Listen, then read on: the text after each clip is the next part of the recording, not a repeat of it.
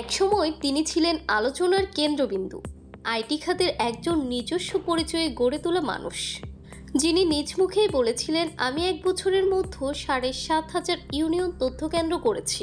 তিনি কখনো সরকারি চাকরি করেননি, তবুও প্রধানমন্ত্রীর তথ্য উপদেষ্টা হিসেবে পরিচিত ছিলেন। তিনি সজীব ওয়াজেদ জয়, সোনা চামচ মুখে নিয়ে জন্ম নেয়া একটি অভিজাতপূর্ণ জীবনের প্রতীক। কিন্তু আজ সামাজিক মাধ্যমে ভাইরাল হওয়া এক ছবিতে তার চেহারা মলিন, চুল এলোমেলো, চোখে মুখে ক্লান্তি আর উদ্বিগ্নতার ছাপ।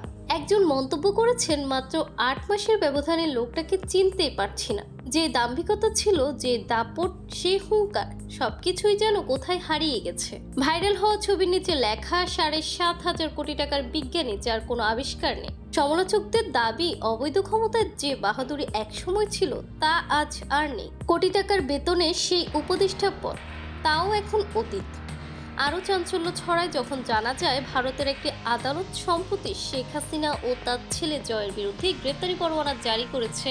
একসময় যিনি ছিলেন প্রতিটি সংবাদে, প্রতিটি প্রচারণায়, আজ তিনি অনেকটাই নিঃস্ব। গত বছরের 11ই আগস্টের পর আর কোনো ভিডিও বার্তাও দেননি তিনি, তবে মাঝে মাঝে ফেসবুকে পোস্ট দিয়ে এখনো জানান দেন নিজের অস্তিত্বে। এই গল্পটি শুধু একটি ব্যক্তির নয়, এটি হচ্ছে ক্ষমতা, পরিচিতি আর বাস্তবতার সংঘর্ষের একটি জীবন্ত উদাহরণ।